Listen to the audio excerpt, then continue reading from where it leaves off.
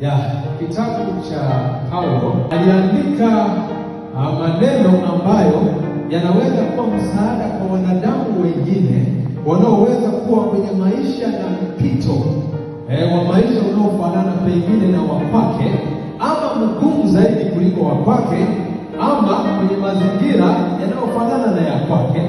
Na aliandika yeye akiwa na uzoefu wa gerezani, lakini anaandika uweke waraka kwa Wafilipi, kwa kanisa ambalo alilifungua huko, awatie moyo katika changamoto na hata ambazo wanaweza kuwa wanazipitia katika mazingira yao.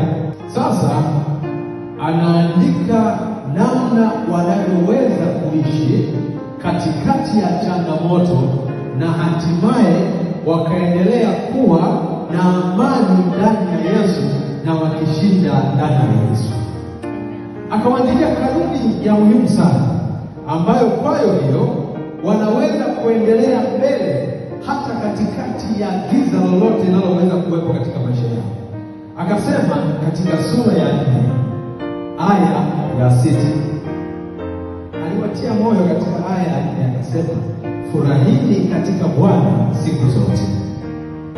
Tena nasema furahini. Unaweza sikia.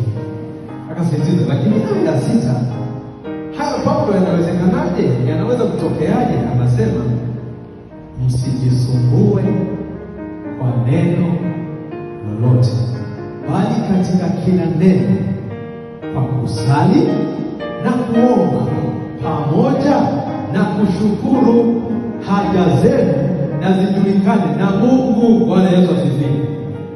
Ndipo Paulo anawapa uzoefu wa maisha yake, vile ilivyowezekana yeye kuishi kwa matumaini na kuwa na furaha na amani wakati yuko gerezani. Sina lolote la maana sana ninaloweza kulifanya huko gerezani zaidi ya kusali, kuomba pamoja na kufanya nini? Kushukuru.